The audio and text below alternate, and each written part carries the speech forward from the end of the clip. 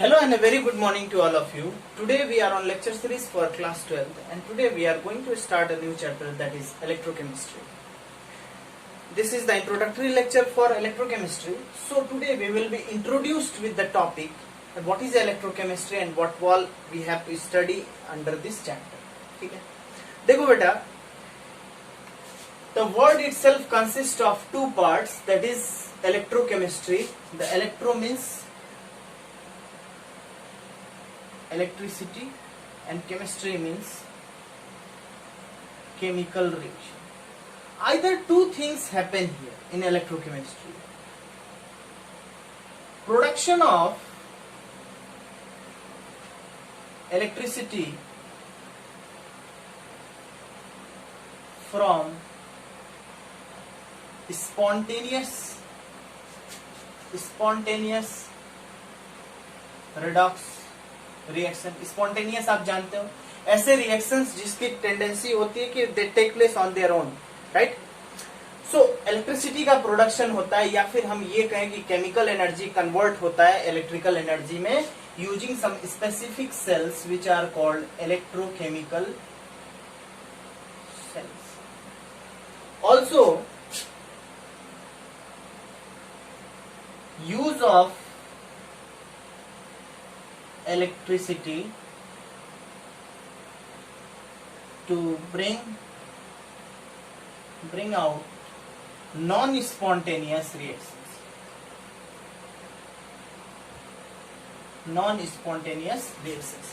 देखो for example water का electrolysis, right. इसमें हम इलेक्ट्रिसिटी का सप्लाई करते हैं कार्बन इलेक्ट्रोड या ग्रेफाइट इलेक्ट्रोड का यूज करके, जिसमें हमें हाइड्रोजन और ऑक्सीजन मिलता है. It breaks down to give NaCl का इलेक्ट्रोलिसिस, जिसमें हमें Na और क्लोरीन गैस, ये दोनों अलग अलग मिलते हैं दो अलग अलग इलेक्ट्रोड्स पे, right. So such type of process where non spontaneous reactions are made possible by using the electricity, they are called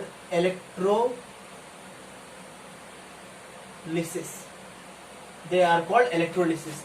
In the presence of electricity, breaking of the certain compounds to give out their constituent ones is called electrolysis. तो ये electrolysis आप daily life में बहुत सारे example, जैसे chlorine को बनाने में, फ्लोरीन को बनाने में, आपने 10th में भी पढ़ा है इलेक्ट्रोलिसिस ऑफ ब्राइन सॉल्यूशन करके हमें वहां क्लोरीन गैस इवॉल्व होता है और भी बहुत सारी चीजें इवॉल्व होती हैं. वाटर का इलेक्ट्रोलिसिस करके हाइड्रोजन और ऑक्सीजन हमें मिलता है. और जब हम किसी स्पॉन्टेनियस रिडॉक्स रिएक्शन का यूज करके इलेक्ट्रिसिटी को जनरेट करें, in that case such type of cells are called electrochemical cells, galvanic cells और वोल्टाइक सेल्स. ऐसा ही एक इलेक्ट्रोकेमिकल सेल आज हम इस इंट्रोडक्शन पार्ट में देखेंगे.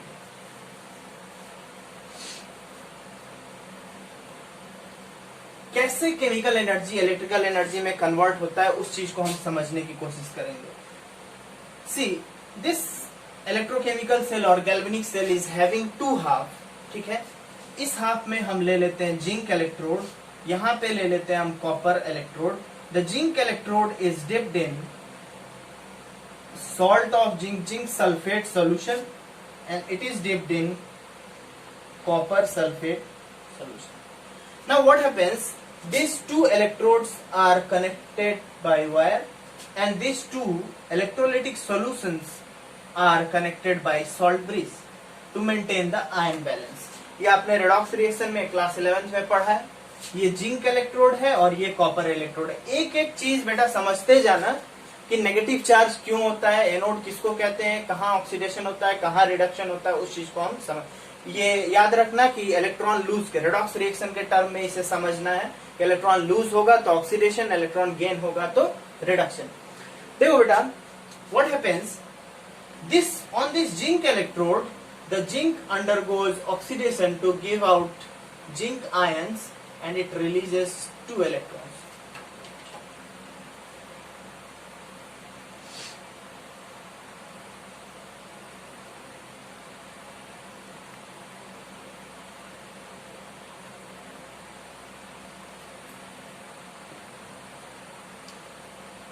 So at zinc electrode, what happens? Zinc changes to give zinc 2 plus and 2 electrons, and here what is taking place? Oxidation. The zinc electrode will be negatively charged. Now what happens? क्यों negatively charged है वो भी बताएंगे, अभी उसको भी समझना है. Copper electrode पे क्या होता है? The copper ions which are present in the solution, they combine with the electrons which are given out by the zinc, and they are deposited on this electrode. So what happens? The copper ions gain 2 electrons to form solid copper which are deposited at the electrode. At this electrode the charge is positive. और यहाँ पे हमारे पास होता है reduction. अब ध्यान से समझो, इलेक्ट्रॉन का ट्रांसफर कहां से कहां हो रहा है? जिंक से कॉपर की तरफ, राइट? और ये क्यों हो रहा है? This is an spontaneous redox reaction. इसकी टेंडेंसी ही है कि जिंक कॉपर को क्या कर सकता है? Reduce, because zinc is more reactive according to the electrochemical series, right? अब व्हाट हैपेंस, जब जिंक से कॉपर की तरफ इलेक्ट्रॉन ट्रांसफर होंगे तो इसके अपोजिट डायरेक्शन में इलेक्ट्रिक करंट फ्लो करेगा कि नहीं?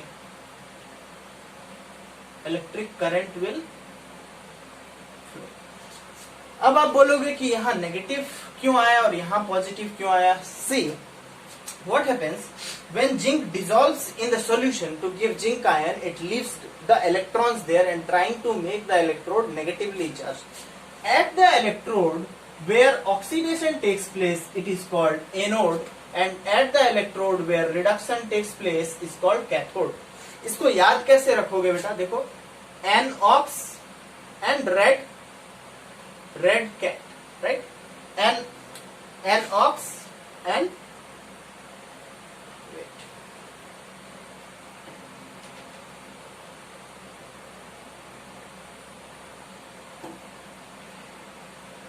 anox and red cat. It means that at anode oxidation will take place and at cathode reduction will take place. तो एनोड को हमेशा लेफ्ट हैंड साइड पे हम रखते हैं. इस सेल के डायग्राम में हमने ऐसा रखा है, और राइट हैंड साइड पे हम क्या रखते हैं? तुम्हारा कैथोड रखते हैं. तो कैथोड पे हमेशा क्या होगा? रिडक्शन होगा. एनोड पे हमेशा क्या होगा? ऑक्सीडेशन होगा. Now you are observing that due to the transfer of electrons from zinc towards copper, and opposite or in opposite direction electric current is flowing. It means that using the redox reaction, the chemical energy is converted to electrical energy. Such type of cells where this happens, it is called electrochemical cell. Electrochemical cells.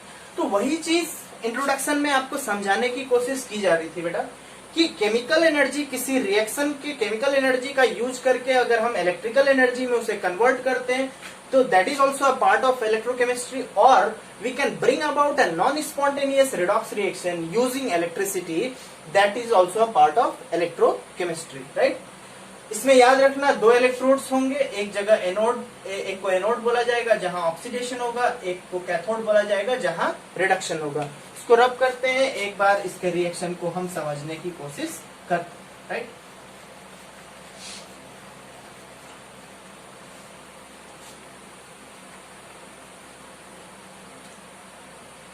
तो यहां पे actually हो क्या रहा है? Zinc is reacting with copper ions to give Zn2 plus and Cu.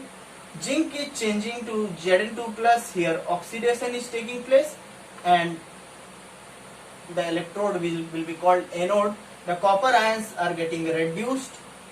It is reduction and it takes place at cathode. अब जरूरी समझने वाली ये बात है कि आपको तो ये बात मालूम है कि चार्ज का फ्लो तभी होता है when there is a potential difference. तो इलेक्ट्रॉन्स का फ्लो हो रहा है जिंक से कॉपर की तरफ. There must be some potential difference between zinc and copper. Zinc और कॉपर के बीच कुछ पोटेंशियल डिफरेंस तो होगा, बट उससे पहले क्या जरूरी है कि जिंक और कॉपर इलेक्ट्रोड का खुद का कुछ सेल्फ पोटेंशियल हो. See, whenever we dip any electrode in its salt solution. Any metal electrodes in its salt solution. Two tendencies are there. दो टेंडेंसी होती है, या तो वो मेटल डिसॉल्व होगा आयन के फॉर्म में, या वो मेटल जो इलेक्ट्रोलाइट है उसमें से आके इलेक्ट्रोड पे डिपॉजिट होगा. See students, when it is having the tendency to get dissolved, then the electrode will have negative potential with respect to the electrolyte. With respect to the electrolyte, it will have negative potential. But when the metal ions are having the tendency to deposit on the electrode, it will have positive potential in respect to the electrolyte. देखो, electrode का भी अपना potential होता है और इसी को हम क्या कहते हैं? Electrode potential. So how the electrode potential develops? Electrode potential develops as a result of competition between dissolution and deposition.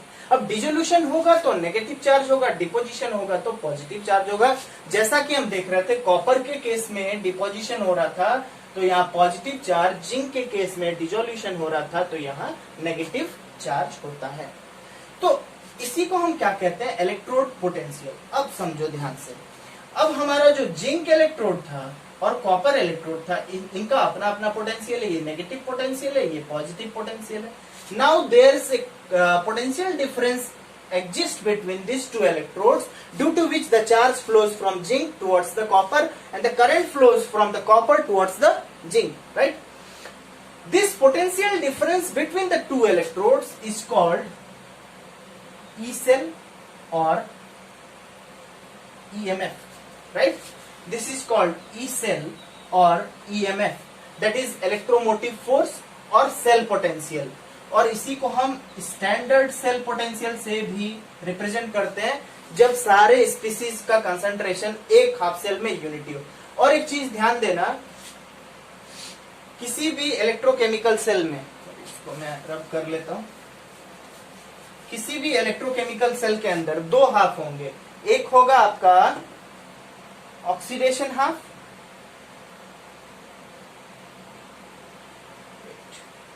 एक होगा आपका ऑक्सीडेशन हाफ. अब ऑक्सीडेशन हाफ में जैसे जिंक चेंज हो रहा है किस में? Zn2+ में. और एक होगा रिडक्शन हाफ, इसमें Cu2+ चेंज हो रहा है 2 इलेक्ट्रॉन. जिंक और कॉपर का ही नहीं, दूसरे इलेक्ट्रोड्स भी लेके करते हैं. सब्सिक्वेंट हम आगे जैसे बढ़ेंगे तो हम देखेंगे. और ठीक है, तो एक ऑक्सीडेशन हाफ होता है और एक रिडक्शन हाफ होता है. ठीक है, उसी को हम कहते हैं हाफ सेल, राइट? तो उन दोनों इलेक्ट्रोड्स के बीच भी कुछ पोटेंशियल डिफरेंस होता है जिसके वजह से चार्ज फ्लो करता है. See students, the aim of this lecture was to introduce with the main concept or main center of electrochemistry, that what we have to study in electrochemistry, that there are two aspects. इस चीज को समझ लो, दो चीजें basically हम पढ़ेंगे.